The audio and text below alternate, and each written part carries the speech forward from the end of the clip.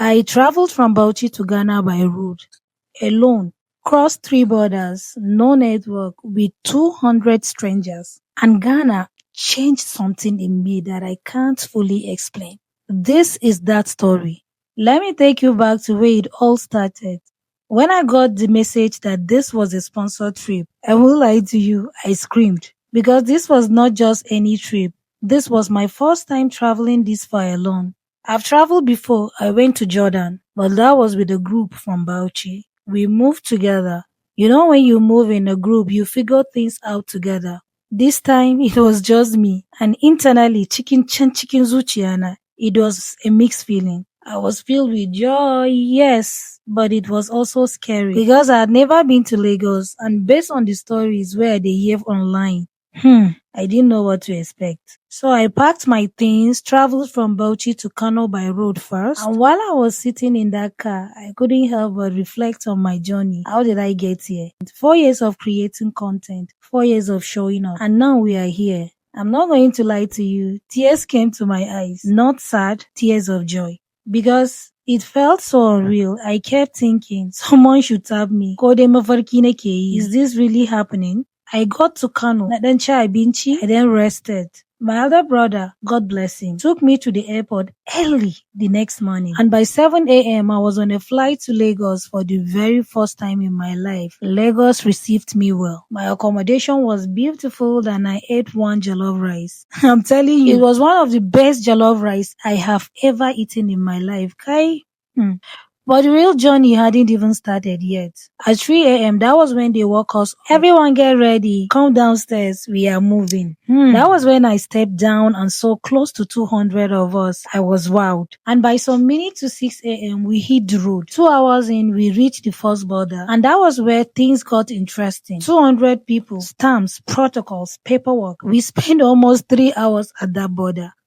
We ate there, we waited, we managed. Yakubu managed.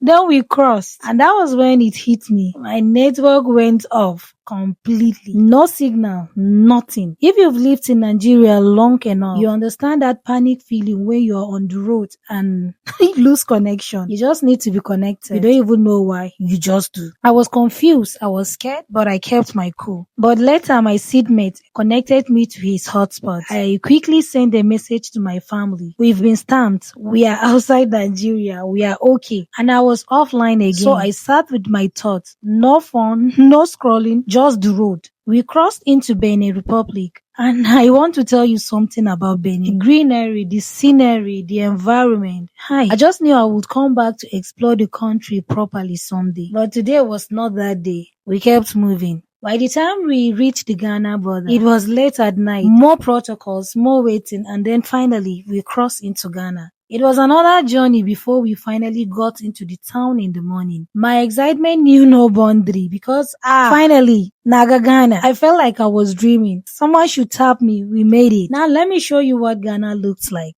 First, the beach. Just imagine after all that journey, the road, the borders, the sleepless night, you arrived and the first thing that greets you is this water. Peace, music, dancing. I just stood there. There is a brother from Bauchi named Yusuf who has lived in Ghana for almost 10 years. When he heard I was there, he came to see me, received me with so much warmth. And when he saw I had no local SIM and I was struggling to stay connected, he gave me his SIM card. That gesture, I will never forget it. Yusuf, if you're watching this, thank you. You made me felt at home. And that is the thing about Africans. No matter where we are in the world, we look out for each other. That alone is worth traveling for. Then we visited Independence Square, standing in the place and understanding what it represents for Africa. There is a feeling that comes with that I can't fully explain. Then the Kwame Nkrumah Memorial Park. This is history, real African history. And if you don't know who Kwame Nkrumah is, please go and find out after this video. Then Makola Market, busy, vibrant, full of life. It reminds me of home, but in its own unique way. And then nature, a botanical garden and a waterfall that honestly felt unreal. Standing there got me thinking if this is really Africa.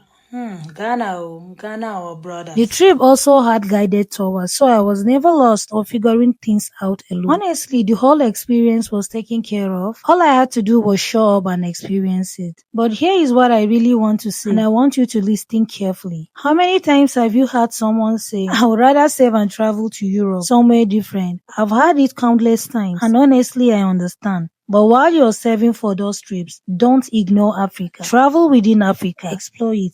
Experience it for yourself, because Ghana, Ghana is beautiful. From the people to the culture to the energy of the place. There is something about it you can't explain. For me, it felt calm. I felt at ease, like I could just breathe and enjoy the moment. Yes, there are similarities with Nigeria, but it still feels different in its own way. And honestly, there are things we can even learn. We are so busy looking far when the beauty is right here.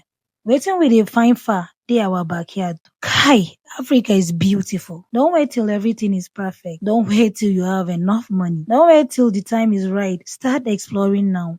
If this video made you want to explore Africa, subscribe to this channel, like my page on Facebook, and follow me on Instagram and TikTok at Tour Ariwa, because my next journey is already being planned. And trust me, you don't want to miss where I'm going next.